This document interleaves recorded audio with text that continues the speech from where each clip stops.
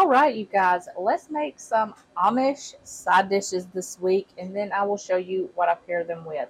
We're going to start out by making some glazed carrots. These are super simple, but they're very, very delicious. So we're going to start out with some carrots. I've just got some carrots here that I've just washed, peeled, and sliced. You can leave the peel on if that's what you want.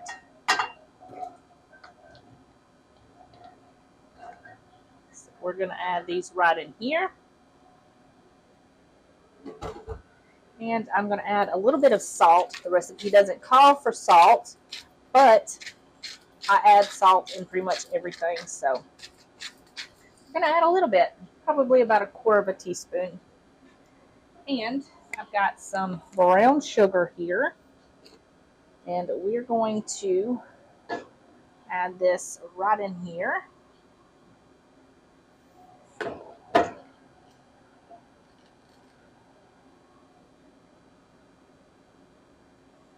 Okay.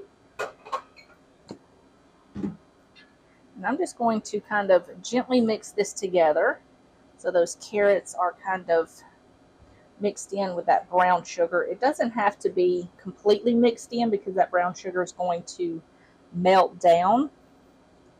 I just want to get it mixed just enough to where I can add some butter. Now I've got a 1/2 stick of butter here, which is about 1/4 cup. And I'm going to just dollop this butter right on top. This is going to melt down and combine with that brown sugar and salt, and it's going to make the best glaze for these carrots. And that is pretty much it. You can cook this on the stove top. You can put these in a pan and kind of combine everything together and then cook it until the carrots are tender. But I'm going to do this in the oven. I'm going to put these in the oven at 325 degrees, and I'm going to cook these for about 20 to 35 minutes, just depending on how thick your carrots are. I'm going to go in every once in a while and kind of give them a stir, so that way they're all kind of coated in that glaze. And then I'll show you what they look like when they're done. Here are the glazed carrots right out of the oven. These cooked for about 40 minutes till they were completely cooked through. There were a few bigger pieces in there that I wanted to make sure were cooked completely through. So I just left them in a little bit longer. And I just served that with some rice. My daughter wanted steaks for dinner, so I made a couple of steaks. And she also likes A1 sauce, so we had that on the side. And this was so delicious. Okay, you guys, today I'm making some pot roast, which is cooking here in the crock pot. And I'm going to make some Amish baked corn to go along with it. So, I've got some corn here. This is just frozen corn that I've de-thawed and drained really well. And now we're just going to add the remaining ingredients to this, and then we're going to blitz it up. So, I've got some milk. I'm just going to add that right in here, as well as 2 eggs. And I've got some flour. I'm going to add that in there as well.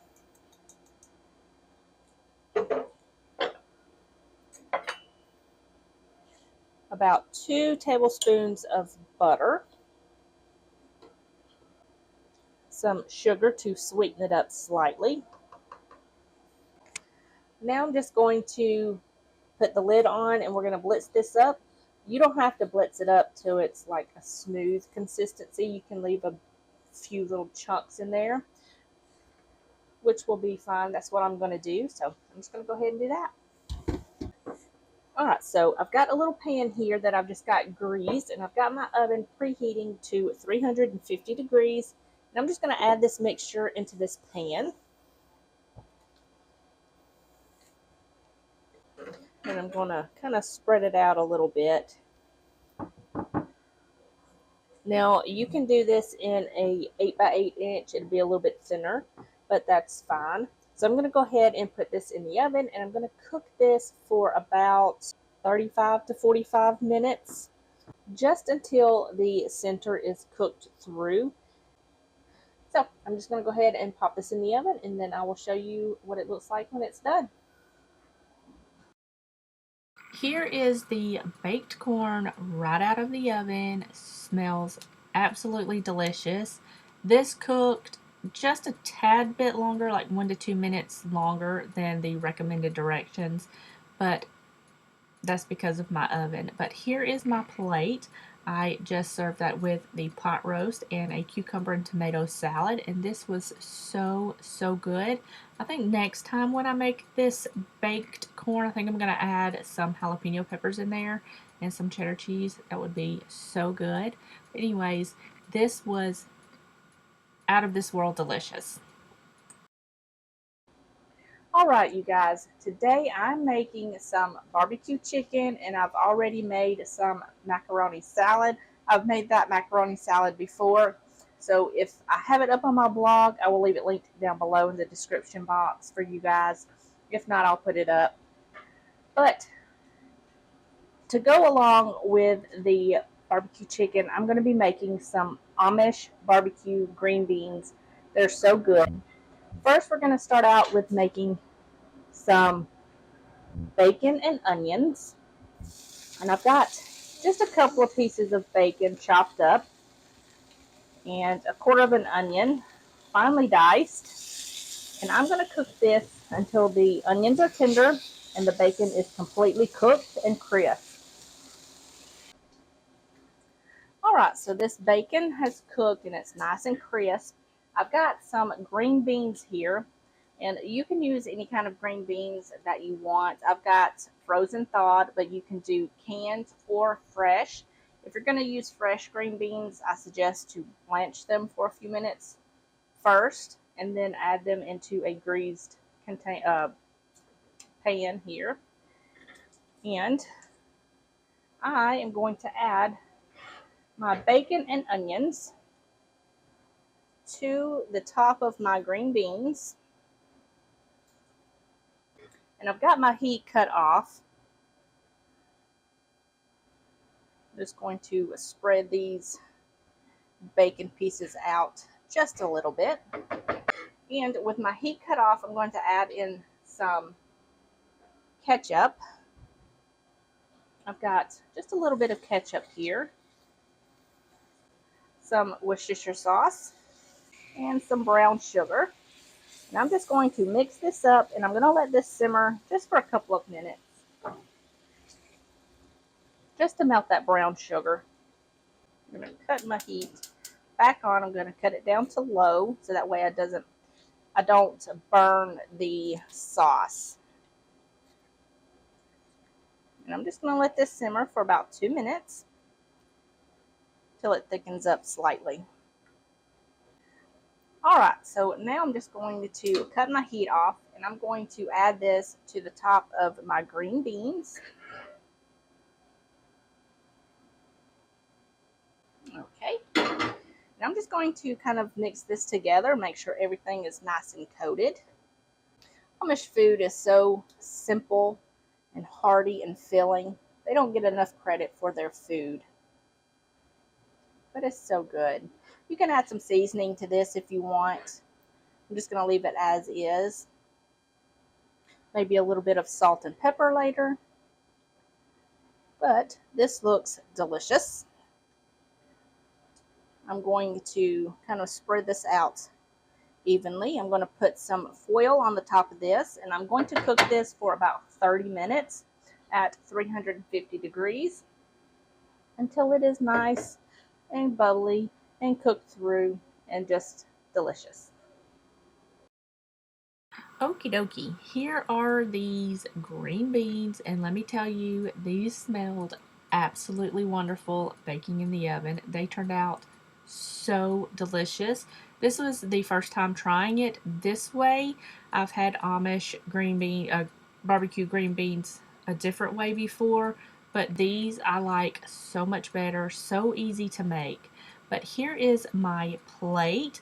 I just served that with some barbecue chicken and some macaroni salad, and this was so good.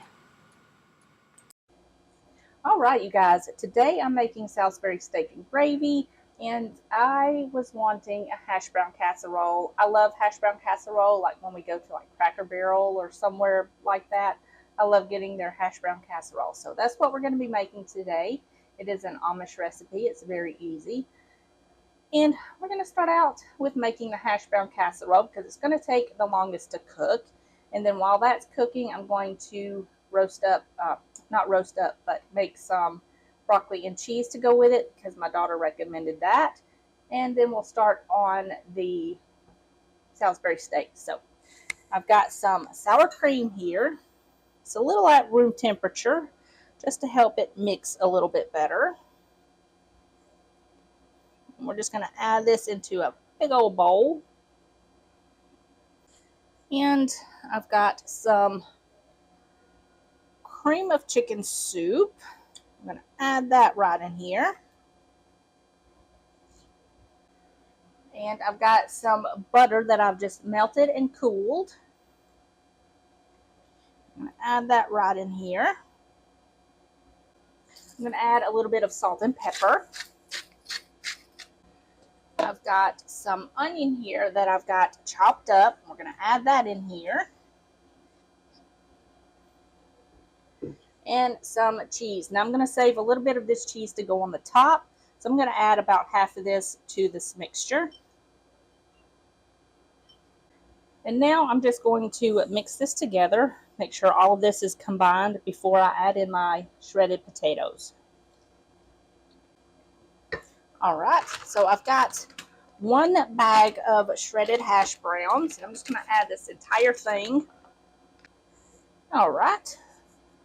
Now I'm just going to fold all of this together. Make sure all of my ingredients stay in the bowl.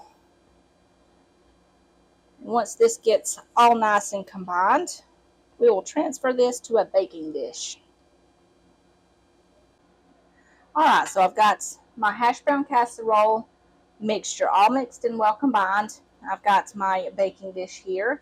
It's a 13 by 9 inch and I've got it sprayed with a little bit of avocado oil.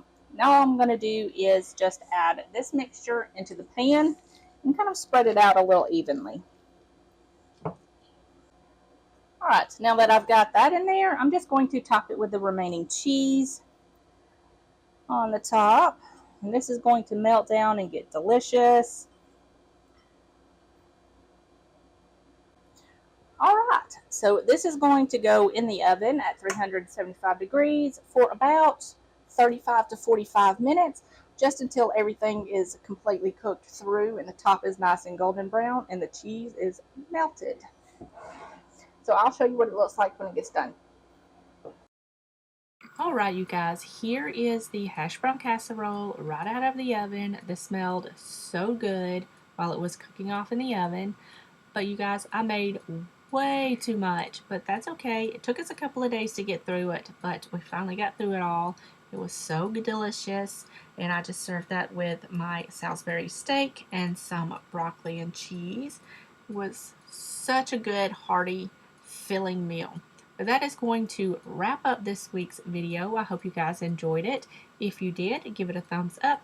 Don't forget to leave me a comment in the comment section down below. And yeah, I'll see you guys in the next one. Bye, guys.